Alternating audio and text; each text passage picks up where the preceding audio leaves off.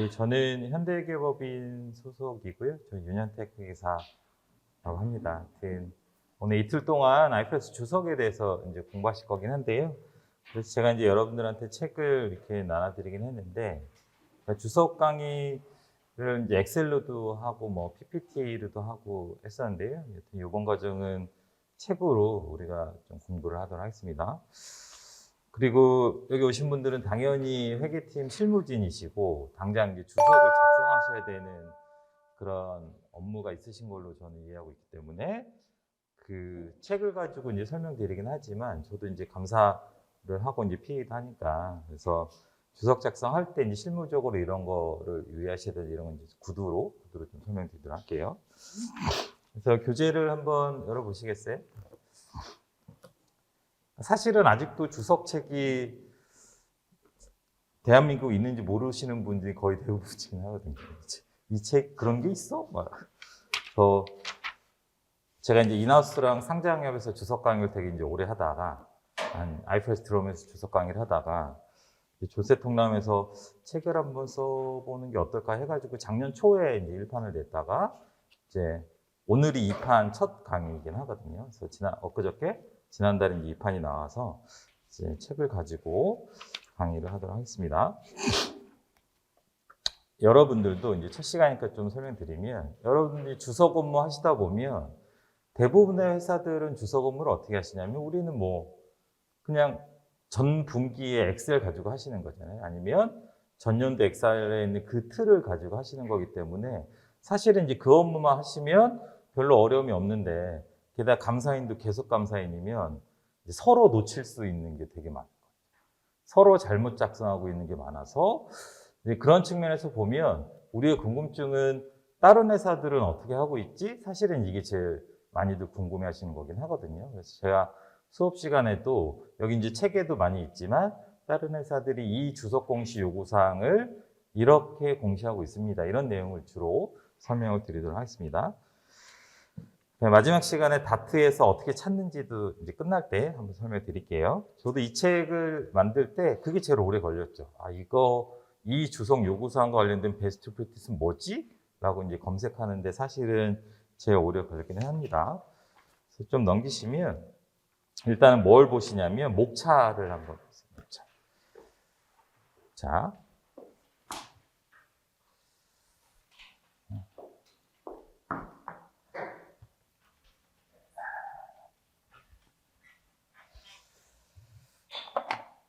그래서 첫 시간이니까 약간 IFRS의 책에 대해서 좀 설명드리면 가볍게 들으셔도 되는데 IFRS라고 하는 우리가 지금 적용하고 있는 이 기준서는 누가 만드냐라고 하는 거는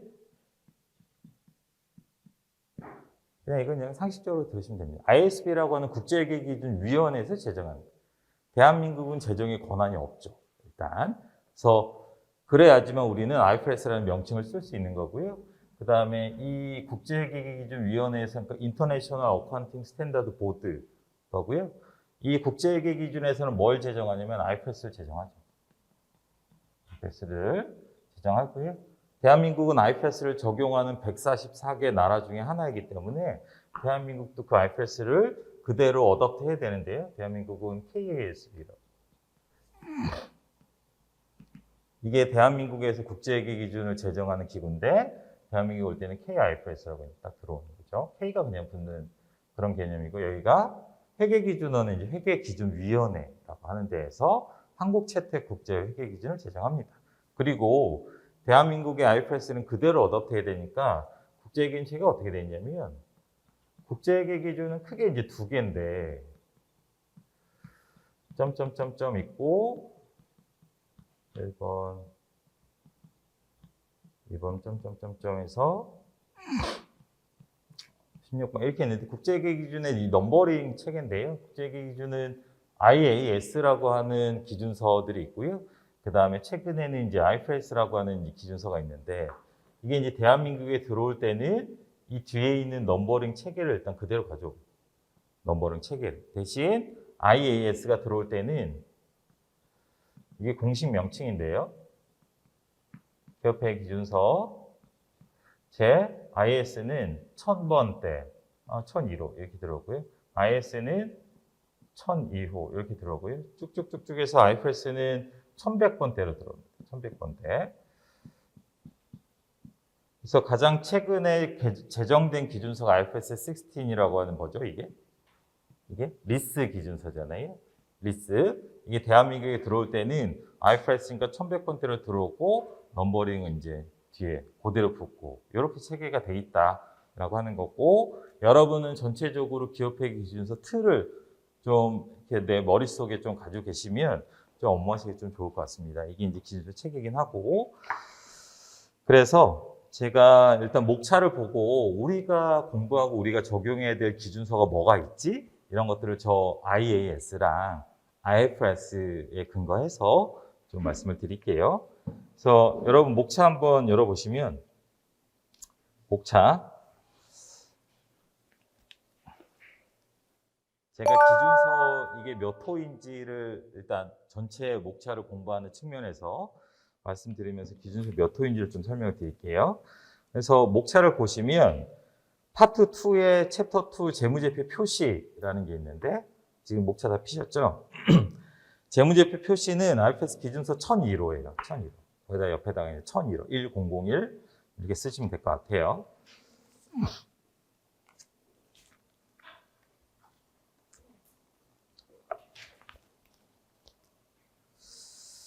그 다음에 재무제표 챕터 3 재고자산은 기준서가 1002호예요. 1002호, 1002.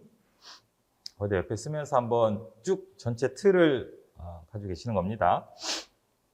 그 다음에 유형자산은 기준서가 1016호입니다. 유형자산은 기준서. 그리고 챕터 4에서는 유형자산과 관련된 또 하나의 기준서가 뭐냐면 차입원가라는 기준서가 있어서 거기에 대해서 이제 같이 공부할 거고, 차입원가라는 기준서는 1023호예요. 1023 차입원가 이렇게 쓰시면 될 것 같고, 그 다음에 챕터 4에 이제 공시사례 4.8, 4.9 보시면 정부보조금이라고 있는데, 정부보조금도 기준서가 별도로 있습니다. 얘는 기준서 1020호. 1020호가 정부보조금 기준서이다 라는 거고요. 그 다음에 챕터 5의 이제 무형자산은 1038호. 무형자산은 1038호구나. 그 다음에 투자부동산은 1040호. 1040호. 이게 투자부동산이 되는 거고요. 그 다음에 리스는 1116호입니다. 리스. 가장 최근에 제정된 기준서니까. 여기 하나 있고요. 그 다음에 챕터 8이 금융상품이라고 하는 건데, 금융상품은 기준서가 좀 많이 있습니다. 금융상품은 큰 틀에서는 적용하는 기준서가 4개 있다고 보시면, 요지는 내용이 너무 많아서 그냥 쪼갰어요. 금융상품은. 그래서 거기다 4개 기준서를 일단 쓰시면 1032호. 1032호는 제목이 뭐냐면 금융상품 표시입니다. 표시. 그 다음에 1109호라는 기준서가 있어요. 1109호. 보통 IFRS 9 이렇게 얘기하는 거. 1109호는 제목이 그냥 금융상품이에요. 금융상품. 그게 끝입니다. 그 다음에 1107호가 있는데, 1107호는 금융상품 공시 이렇게 돼 있어요. 그리고 금융상품 하면 이제 많이 들으시는 단어가 이제 공정가치인데, 공정가치 어떻게 하지? 그래서 1113호라는 기준서가 있는데, 1113, 얘는 공정가치 측정이라고 하는 기준서. 공정가치 측정. 이렇게 보시면 될 것 같고요. 그 다음에 챕터 9는 사업결합인데요. 사업결합 기준서는 1103호. 앞에 목차 보시면 돼요. 목차. 챕터 9의 사업결합은 기준서 제목이 사업결합 1103호. 제목이 사업결합이에요. 사업결합. 그러니까 비즈니스 컴비네이션 이렇게 얘기하고 M&A를 얘기하는 거죠. M&A, 인수합병. 그 다음에 챕터 10은 종속기업, 관계기업이라고 하는 제가 이제 챕터인데요. 여기는 뭐가 있냐면, 일단 쓰시면 종속기업은 1110호라는 기준서가 있는데, 그 기준서의 명칭은 연결재무제표입니다. 1110호, 연결재무제표. 그리고 1027호라는 기준소가 있는데 걔는 별도 재무제표. 그리고 이제 IFRS 하신 거 잘 아시겠지만 관계기업은 일단 뭐 지분법 평가를 하잖아요. 그래서 1028호가 관계기업 공동기업에 대한 투자라고 하는 기준.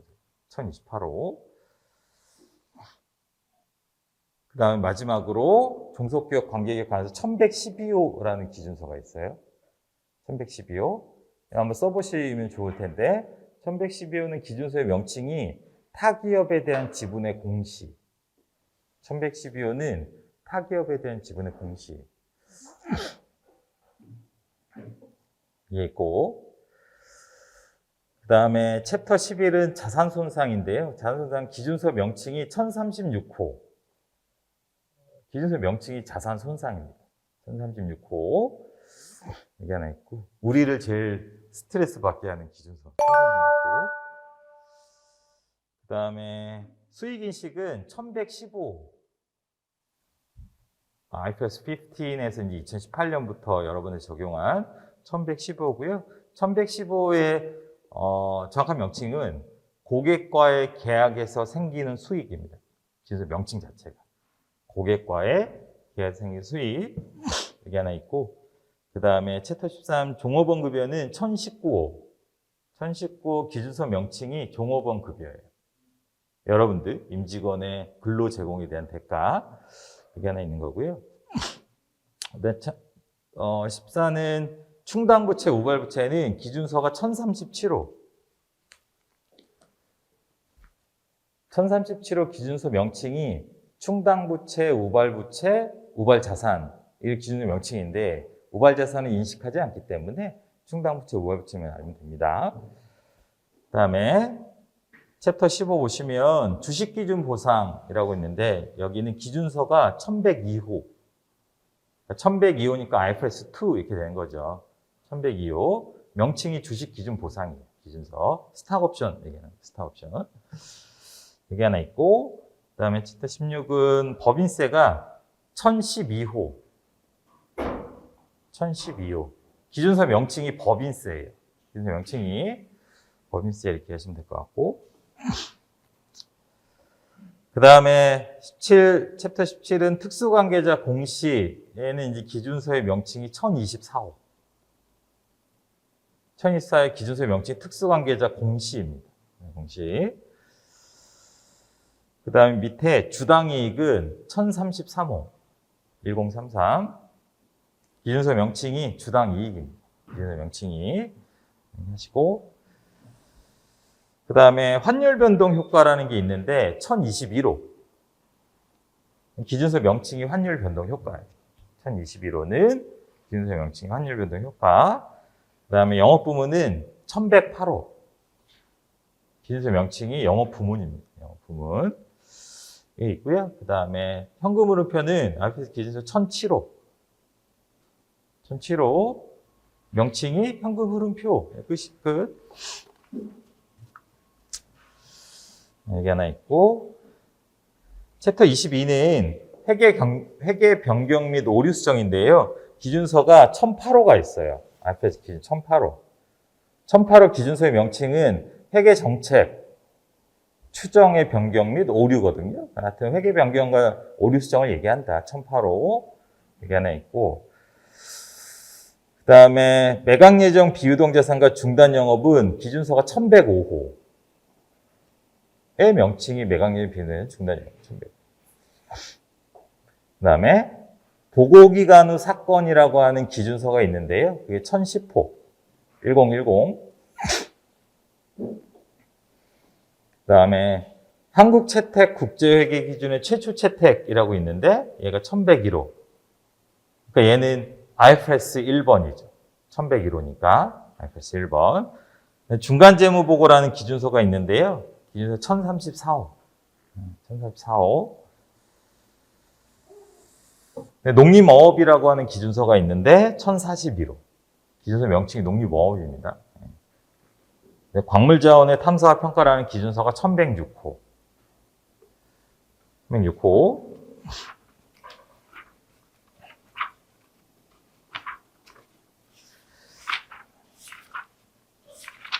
이렇게 되면 여러분이 적용하는 거의 대부분의 기준서가 여기 다 일단 들어가 있는 거고요.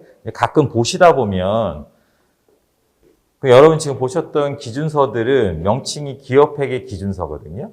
그런데 어떤 걸 보시다 보면 기업회계 기준 해석서라는 게 기업회계 기준 해석서. 이거는 특정한 지리상이 이제 글로벌리 하는 기준이니까 전 세계에서 올라오면 국제회계기준위원회 보면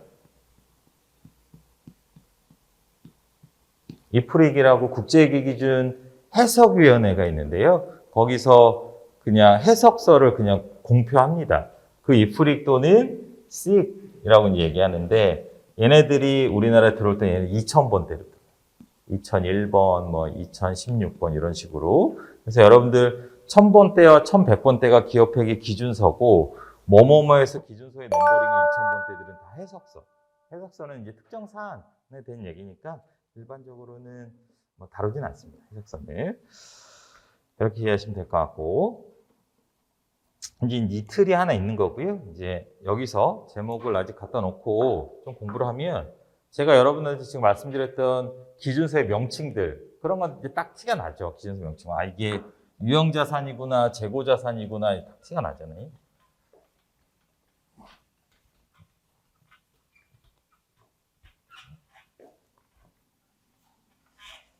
조금 회계 원리로 들어가시면 회계 원리 잘 보이시죠? 이거 하여튼 회계 원리 좀 들어가면 이렇게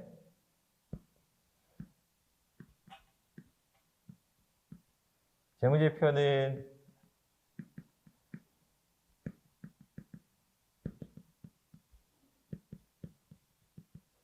재무제표의 구성 요소는 자산부채자본 수익 비용이고 왼쪽 오른쪽으로 차변 대변 이제 구분하고 이제 회계팀들이 어떤 회사의 재무제표에 기록을 하잖아요. 재무제표에 전표를 이제 생성하잖아요. 전표. 질문을 이제 회계 원리 때 우리가 처음 배웠던 거긴 한데 우리 재무제표에는 언제 기록하죠? 회계 원리 옛날에 재무제표는 언제 기록하냐면 거래가 발생할 때 기록합니다. 이게 기본이긴 하죠. 회계 원리는. 그래서 거래라고 하는 거는 이게 갈고 올래니까 사실은 우리 회사가 있고 상대방이 있고 우리가 주는 게 있고 받는 게 있고 그리고 또 뭐가 있죠? 거래는? 거래가 성사되려면 내가 100원짜리를 주면 100원을 받아야지만 거래가 생성돼요. 안 그러면 거래는 깨져요. 이게 이제 기본 구조이고 이거를 그 복식부기의 원리는 뭐죠? 이거를 준 거를 한쪽에 쓰고 받은 걸 한쪽에 쓰자. 이게 복식부기의 대차평균의 원리잖아요. 우리는 그 로직에 의해서 끊임없이 전표를 생성하고 있습니다. 그래서 이건 이제 회계 원리니까 다 아시는 내용이고 그러면 저 로직에 의해서 여러 거래들을 그냥 회계 처리하면 되잖아요. 그런데 질문은 기준서는 왜 이렇게 많을까요? 기준서는? 그래서 아주 기본적으로는 기준서는 어떤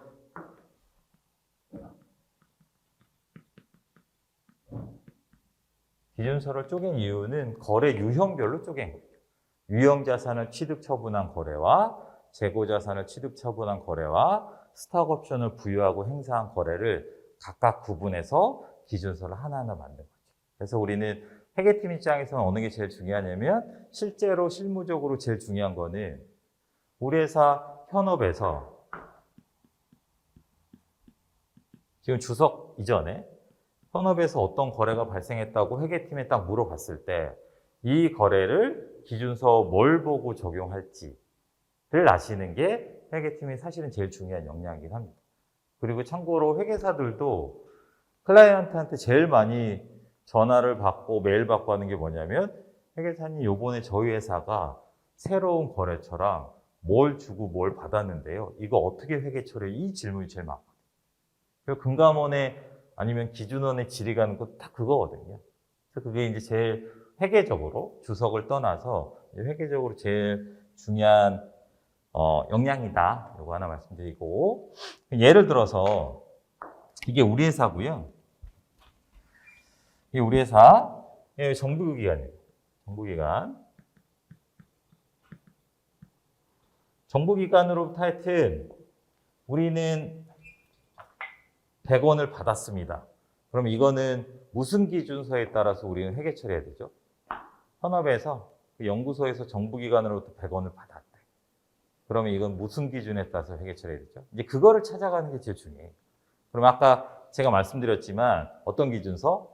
유형자산에 보면 정부보조금이라고 하는 기준서가 있어서 정부보조금 기준서는 자산 취득하는데 보존받으면 자산 차감하고, 그죠? 비용 보존 목적이면 비용을 차감하거나 수익으로 인식하고 하는 이 IFRS 기준 1020호에 따라서 회계 처리를 한다라고 생각할 수도 있지만, 근데 조금 내용을 들여다보면 이 정부보조금을 받았는데, 하여튼 국가에서부터 100원을 받았는데 이 연구개발의 산출물이 우리 회사 게 아니라 정부에 납품하는 거예요. 정부로부터 받긴 했지만 그때는 정부보조금을 회계 처리하는 게 아니라 그때는 매출이죠. 자, IFRS 기준서 1115호에 따라서 회계 처리하는 거죠. 그래서 실제로 어려운 거는 거래의 세부적인 내용을 파악하고 이게 회계적으로 뭐가 맞는지를 아는 게 제일 중요하긴 합니다. 그러니까 이게 이 정부 프로젝트의 산출물이 정부로 귀속되면 얘는 1115 고객과의 계획에서 생기는 수익에 따라서 회계 처리를 해야 되고, 매출로 만약에 이 프로젝트의 산출물이 우리 회사 귀속이다 하고 하면 이건 정부 지원받은 거죠. 이때는 1020호 정부보조금 기준서에 따라서 회계 처리하고, 이런 틀은 좀 기본적으로 가지고 계시고, 업무하시면서 그 틀을 가지고 좀 고민하시고 좀 디스커스 하시고, 모르면 이제 회계사한테 물어보고 그러실 필요는 있다. 요 생각을 말씀드렸습니다. 여기 하나 있고요. 또 두 번째 여기 하나 있고, 이용에 대해서 이제 재무제표 기록하는 거고, 그 다음에 여러분 제가 이제 기준서 명칭을 말씀드렸는데, 기준서 명칭에 보면 뭐뭐뭐 표시라고 하는 기준서도 있고 뭐뭐뭐 공시라고 하는 기준서도 있거든요. 혹시 우리가 좀 전에 봤던 이 목차에서 뭐뭐뭐 공시라고 돼 있는 기준서가 있나요? 뭐뭐뭐 공시? 제목이 아예. 딱 한가운데 딱 있잖아요. 특수관계자 공시. 그죠? 걔는 기준서 명칭이 특수관계자가 아니라 특수관계자 공시예요. 공시. 그래서 결론을 말씀드리면 표시라고 하는 건 뭐냐면, 우리 재무제표는 몇 개? 재무제표라고 하면 보통 BSPL, 자원면도표, 현금표를 재무제표라고 하고 주석도 이제 재무제표 포함되잖아요. 재무제표에 BSPL, 자본면도, 현금흐름표에 기록하는 거 우리는 표시라고 얘기해요. IFRS에서.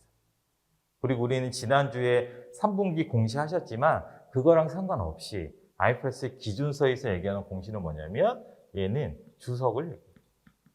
주석. 그래서 1024호 특수관계자는 특수관계자 표시라는 건 존재하지 않아요. IFRS. 특수관계자는 재무제표 BSPL 어디에도 별도로 표시하지 않습니다. 예를 들어서 특수관계자 매출을 일으켰다. 그래서 매출채권 100. 그 다음에 제3자 매출채권 100. 특관자 매출채권 100. 우리는 재무상태표에 이렇게 표시하지 않죠. 재무상태표는 그냥 매출채권 200이에요. 그렇게 표시하고, 재무상태표는 이렇게 매출채권이 200입니다. 이렇게만 딱 표시하는 거죠. 그 다음에 주석에다가 매출채권 200 중에 특수관계자인 A 종속기업에 대한 매출채권 100이 뭐하다? 포함되어 있습니다. 이렇게 주석에 보여주는 거죠. 그래서 1024호는 그래서 제목 자체가 특수관계자 공시 이렇게 되는 겁니다. 그리고 아까 여러분 제가 이제 써달라고 했을 때 뭐뭐뭐 공시 혹시 쓰신 거 찾아보시면 또 뭐 있었어요?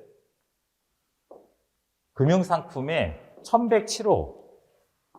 금융상품 챕터가 몇이냐면 금융상품 챕터 8. 금융상품에 보시면 관련 기준서가 여러 개가 있는데 금융상품의 1107호. 걔가 명칭이 금융상품 공시입니다. 그러니까 그 기준서는 금융상품이 있으면 금융상품에 대한 주석 공시 사항만 규정하고, 금융상품 주석이 이런 사항, 범주별 장부금액이 어떻고 신용위험이 어떻고 이런 거 있잖아요.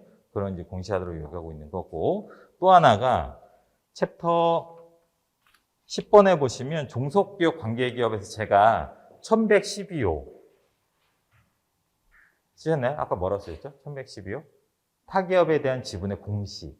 그러니까 걔도 아직은 잘 모르겠지만 얘는 뭐? 주속 공시만 규정하고 있는 기준서.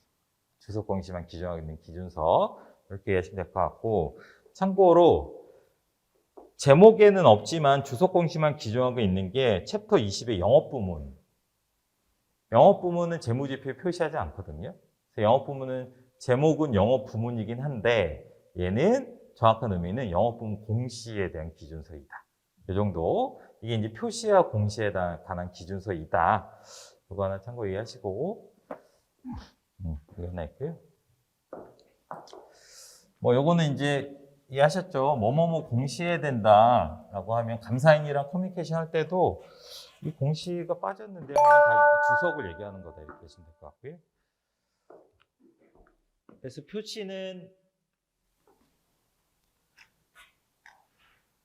표시는 보통 영어로 이제 프레젠테이션, 이렇게 공시는 디스클로저, 이렇게 여러분이 하시는 자본시장법의 분반기 공시, 사업보고서 공시랑은 전혀 상관없는 다른 동네의 영역이다라고 하는 거고,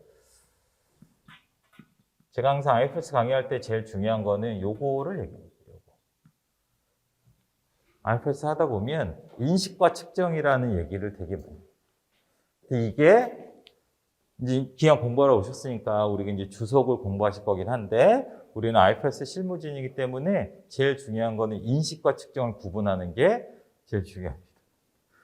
그러니까 회계 원리를 예전에 아니면 제가 어디 가서 회계 원리 강의할 때 제일 중요한 게 뭐죠? 라고 얘기하면 자산의 정의는 미래 경제 효율이다. 자산과 비용 뭐 이런 얘기를 하는데 실무진한테 IFRS 적용할 때 제일 중요한 건 인식과 측정을 명확하게 구분하시는 게 제일 중요합니다. 그리고 여러분들은 머릿속에 인식과 측정의 단어가 너무 많이 들어가 있거든요. 실제로.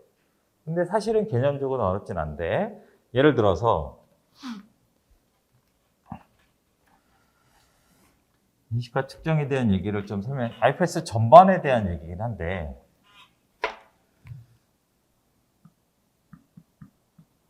우리 회사가 그냥 쉽게 땅을 100억 주고 샀다. 땅을 100억 주고 샀다. 단순하게. 그리고 사용 목적이에요. 그죠? 사용 목적. 그러면 재무제표에 어떻게 표시하나요? 땅을 100억 주고 샀다.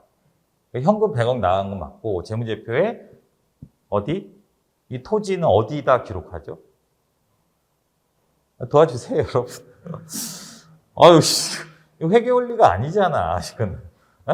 땅은 유형자산의 토지 이렇게 다 기록하잖아요, 전표를. 그죠? 토지. 그러면 얘는 왜 유형자산의 토지라고 기록했죠?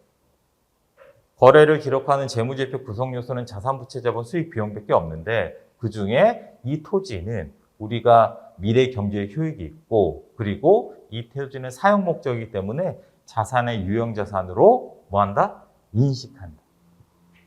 그러니까 인식은 레코그나이즈 하는 건데요. 인식은 뭐냐면 재무제표 구성 요소 저 5개 안에 어떤 회계적인 사건, 그러니까 거래가 발생할 때 자산, 부채, 자본, 수익, 비용 또는 자산 안에서도 재고자산, 투자부동산, 유형자산 어디에 기록할 거냐라고 하는 게 인식의 이슈입니다.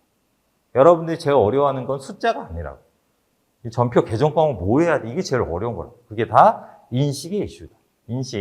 그래서 이렇게 토지, 유형자산의 토지로 인식했어요.